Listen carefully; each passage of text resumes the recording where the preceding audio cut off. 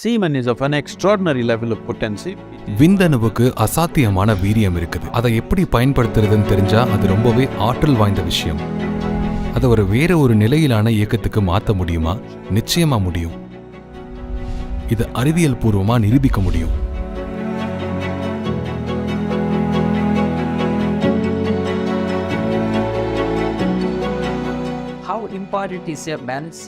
சத்குரு, ஒரு ஆணுடைய விந்தணு அவரோட உடல் மனம் ஆன்மீக நல்வாழ்வுக்கு எவ்வளவு முக்கியமானது. நாம் விந்தணுவை வீணாக்கினா அது நம்மளை ஆன்மீக ரீதியாக பாதிக்குமா? உங்களுக்கு தெரியும், விந்தணு தான் நீங்க உடல்நிலையில இங்க இருக்கிறதுக்கு அடிப்படை. நீங்க ஆணா இருந்தாலும் சரி, பெண்ணா இருந்தாலும் சரி, அதுதான் நீங்க இங்க வந்திருக்கிறதுக்கு காரணம். அது 50% மூலப்பொருளா இருக்கு. நமக்கு தோல் இருக்கு, தோல் செல்கள் இருக்கு, முடி இருக்கு, வேறு பல அம்சங்கள் உடல்ல இருக்கு. இதயம், கல்லீரல், சிறுநீரகம், இப்படி பல விஷயங்கள். இந்த செல்கள் எல்லாமே அதுக்குன்னு உரிய வீரியத்தோட இருக்குது. ஆனா விந்தணுவுக்கு அசாத்தியமான அளவு வீரியம் இருக்குது. அதனால ஒரு புது உயிரையே உருவாக்க முடியும். இன்னைக்கு உங்களால ஒரு தோல் செல்லை எடுத்து அதுக்கு ஆய்வு கூடத்துல நிறைய விஷயங்கள் செஞ்சு உங்களை குளோன் கூட செஞ்சிடலாம். அதுலயும் ஆற்றல் இருக்குது. ஆனா நீங்க விந்தணுன்னு சொல்ற செல்லுல இருக்கிற அளவு வீரியம் இதுல இருக்காது. யோக கலாச்சாரத்துல இத வீரியம்னு சொல்லப்படுது. வீரியம் அப்படின்றது வஜ்ரம் அப்படிங்கறதையும் குறிக்குது. அதாவது ஸ்திரத்தன்மை அல்லது வைரத்தை குறிக்குது. அது மிக கடினமானது. மனித உடல்ல வீரியம் அப்படிங்கிறது வஜ்ரத்தை போல கருதப்படுது.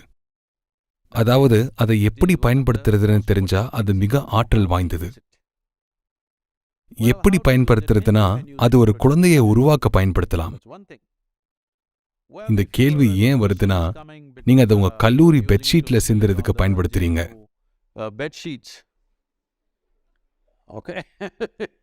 நீங்க அதை அப்படிதான் பயன்படுத்துறீங்கன்னா அது உங்க கட்டாயத்தன்மை. நீங்க செய்யறத செய்றீங்க. இது ஒழுக்க நெறியா மதிப்பீடு செய்யற விஷயம் இல்ல. இது ஒருத்தருக்கு எவ்வளவு கட்டாயம் இருக்கிறதுங்கிறத பொறுத்தது. ஆனா இந்த உடல்ல எதுவா இருந்தாலும் அதை முற்றிலும் மாறுபட்ட ஒரு இயக்க நிலைக்கு மாற்ற முடியுமா? நிச்சயமா முடியும். வெறும் விந்தணுவை மட்டுமில்ல, இந்த உடல்ல எல்லாத்தையும் மாற்ற முடியும். இப்போ உதாரணமா சூப் செய்யறதுக்கான தேவையான பொருட்களை, அதே பொருட்களை உங்க ஒவ்வொருத்தருக்கும் நான் கொடுத்தா நீங்க எல்லாரும் ஒரே மாதிரியான சூப் தயார் செய்வீங்கன்னு நம்புறீங்களா? மாட்டீங்க. நீங்க 500 விதமான சூப்களை தயாரிப்பீங்க. மூலப்பொருள் என்னவோ அதேதான். நமக்கும் அதேதான் இப்ப நடந்திருக்குது. நாம எல்லாரும் அடிப்படையா ஒரே மூலப்பொருள் தான். ஆனா நம்ம ஒவ்வொருத்தரும் எவ்வளவு வித்தியாசமா இருக்கோம் பாருங்க. வெவ்வேறு சூப்.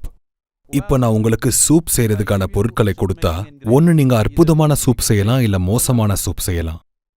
அது உங்களுக்கு என்ன மாதிரி திறமைகள் இருக்குங்கிறத பொறுத்தது இல்லையா? அது எல்லாத்துக்கும் பொருந்தும்.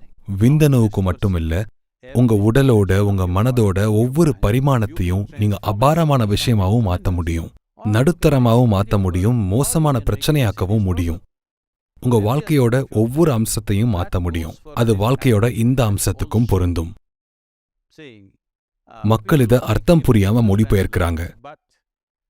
ஆனா நீங்க உதாரணத்துக்கு தோல் செல்களை உற்பத்தி செய்யணும்னா அதுக்கு உடல் எவ்வளோ சக்தி செலவு செய்யுது.